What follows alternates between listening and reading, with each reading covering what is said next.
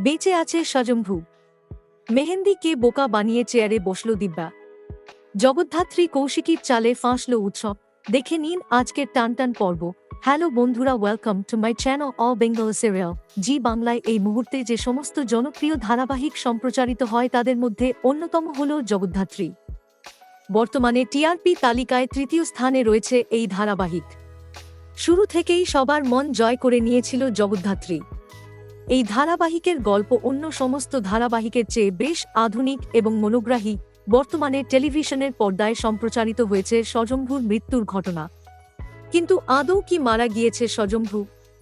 একটু মাথা খাটিয়ে ভাবলে বোঝা যাবে আসল সত্যিটা কি। স্বয়ম্ভুর মারা যাওয়ার পরেও এতটা শক্ত কি করে রয়েছে জগদ্ধাত্রী? একটু হলেও তো তার ভেঙে পড়া উচিত। এবার খুব তাড়াতাড়ি এই মৃত্যু রহস্যের অবসান ঘটতে চলেছে। স্বয়ম্ভু কি আদৌ মারা গিয়েছে নাকি সবটাই জগদ্ধাত্রী আর কৌশিকীর প্ল্যান জানা যাবে এই পর্বে একটি ছোট্ট অংশে জগদ্ধাত্রী এবং কৌশিকীর কথোপকথন স্বয়ম্ভুর বেঁচে থাকার প্রমাণ দেয়।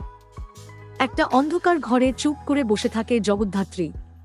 তাকে এমনভাবে বসে থাকতে দেখে কৌশিকী বলে, ভেঙে পড়ো না। তখন জগদ্ধাত্রী বলে, আমি এটা করতে বাধ্য হয়েছি।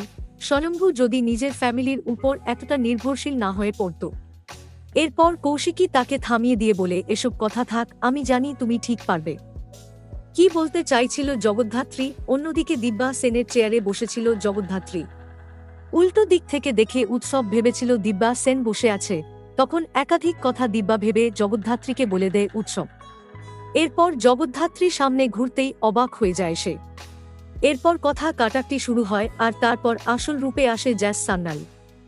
উৎসবের মাথায় রিভলভার ঠিকই বলে, তোমাকে কাস্টাডিতে নিলাম। আর অন্যদিকে বেমালুম বোকা বনে যায় মেহেন্দি। অনেক বড় কথা বলে কৌশিকী সেনকে ঘাট ধাক্কা দিয়ে অফিস থেকে বের করে দেয় আর বলে দেয় কোন দিনও আসতে হবে না। গর্বের সাথে এই কথা উৎসবকে ফোন করেও জানায়। কিন্তু তারপরেই পাশা উল্টে দেয় দিব্যা। সে বলে, তাড়াতাড়ি যা ছবি তোলার আছে তুলে নাও, তারপরে এখান থেকে উঠে যাও। মেহেন্দি বলে, কিন্তু কেন? তখন দিব্যা বলে, কারণ চেয়ারটা আমার, আমি এই চেয়ারে বসব। একটা একটা করে উল্টে যাচ্ছে চাল। প্রথমে উৎসব অ্যারেস্ট হল, তারপরে মেহেন্দি প্রতারিত হল। এই পর্বে জোরালো হল স্বয়ম্ভুর বেঁচে থাকার সম্ভাবনা। এবার আগামী পর্বে দেখা যাবে কিভাবে এবং কোন রূপে ফিরে আসে গল্পের নায়ক। ভিডিও ভালো লাগলে চ্যানেল প্লিজ সাবস্ক্রাইব করে দিন।